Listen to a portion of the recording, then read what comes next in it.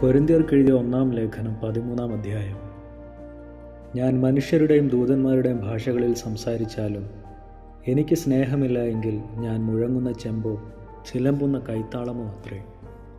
എനിക്ക് പ്രവചനവരം ഉണ്ടായിട്ട് സകല മർമ്മങ്ങളും സകല ജ്ഞാനവും ഗ്രഹിച്ചാലും മലകളെ നീക്കുവാൻ തക്ക വിശ്വാസമുണ്ടായാലും സ്നേഹമില്ല എങ്കിൽ ഞാൻ ഏതുമില്ല.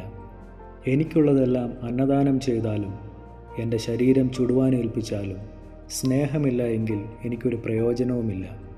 സ്നേഹം ദീർഘമായി ക്ഷമിക്കുകയും ദയ കാണിക്കുകയും ചെയ്യുന്നു. സ്നേഹം സ്പർദ്ധിക്കുന്നില്ല, സ്നേഹം നിഗളിക്കുന്നില്ല, ചീർക്കുന്നില്ല, അയോഗ്യമായി നടക്കുന്നില്ല, സ്വാർത്ഥം അന്വേഷിക്കുന്നില്ല, ദേഷ്യപ്പെടുന്നില്ല, ദോഷം കണക്കിടുന്നില്ല, അനീതിയിൽ സന്തോഷിക്കാതെ സത്യത്തിൽ സന്തോഷിക്കുന്നു, എല്ലാം പൊറുക്കുന്നു, എല്ലാം വിശ്വസിക്കുന്നു, എല്ലാം പ്രത്യാശിക്കുന്നു, എല്ലാം സഹിക്കുന്നു. സ്നേഹം ഒരു നാൾ മുതിർന്നു പോകുകയില്ല.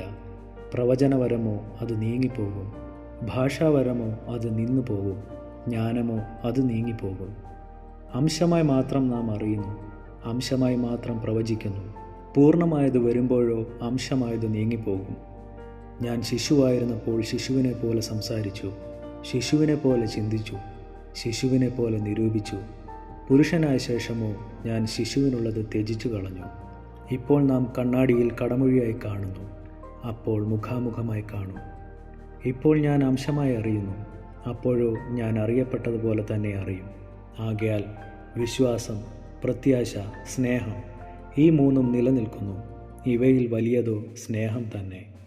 ഈ വായിച്ച തിരുവചന ഭാഗങ്ങളാൽ ദൈവം നമ്മെ ഏവരെയും അനുഗ്രഹിക്കുമാറാകട്ടെ.